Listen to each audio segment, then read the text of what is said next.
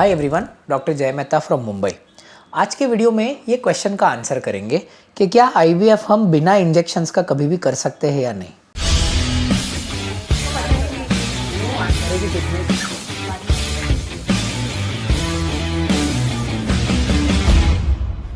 Friends, ध्यान रखना है, ओवरी के अंदर ये जो छोटे छोटे फॉलिकल्स रहते हैं इसे हम बोलते हैं एंट्रल फॉलिकल्स। ओके, इस एंट्रल फॉलिकल्स में से अगर आप नॉर्मल मेंस्ट्रुअल साइकिल को कंसिडर करें तो नॉर्मल मेंस्ट्रुअल साइकिल में इसमें से बस कोई एक ही बनता है डोमिनेंट फॉलिकल। ये हार्मोन का मैकेनिज्म है, बाकी सारे फॉलिकल्स एट्रोफी हो जाते हैं। ये जो बंदा डोमिनेंट फॉलिकल बनता है वो जाके नॉर्मली ओव्यूलेट करता है, और इसीलिए अगर आप नॉर्मल साइकिल को देखोगे तो सिर्फ एक एग का ओव्यूलेशन होता है। अब आईवीएफ में हमारी इच्छा क्या है एज डॉक्टर्स? हमारी इच्छा है कि ये पूरा सेट ऑफ एंट्रल फॉलिकल्स जो है इसे हम अच्छी तरह से स्टिमुलेट करें, सो दैट हमको ये एक की जगह पे, जिन पेशेंट्स का एएमएच भी नॉर्मल है, ऑलराइट, जिसको हम नॉर्मल रिस्पॉन्डर बोलते हैं, उसमें हमें एक की जगह पे चाहिए 8 से 12 एग्स, राइट? ये है हमारा टारगेट। तो इसका मतलब क्या हुआ? हमें इन एग्स को स्टिमुलेट करने के लिए इंजेक्शंस देने पड़ते हैं। यहां पे आता है क्वेश्चन इंजेक्शंस का। जब तक हम ये इंजेक्शंस, जिसमें टिपिकली एफएसएच और एलएच करके हार्मोन का कॉम्बिनेशन रहता है, जब तक हम ये नहीं देंगे तब तक ऐसा यूनिफॉर्म ग्रोथ ऑफ फॉलिकल्स हमें नहीं मिलेगा।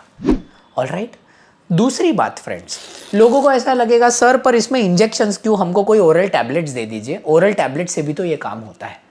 प्रॉब्लम ये है कि अभी के लिए जो टैबलेट्स अवेलेबल है मार्केट में, इस टैबलेट से इस लेवल का स्टिमुलेशन करना नामुमकिन है।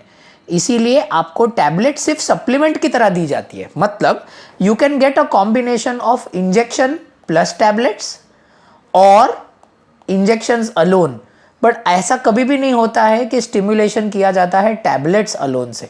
बहुत ही रेयर सिचुएशंस में टैबलेट्स यूज की जाती है, वो भी सिर्फ तभी जब एएमएच का प्रमाण बहुत लो रहता है और इंजेक्शंस का ज़्यादा फायदा नहीं होगा तब। ऑलराइट, इसीलिए आपको आईवीएफ में जो मैंने विदाउट लिखा है ना, उसमें आउट को कैंसिल करना चाहिए। Actually it should be IVF with injections.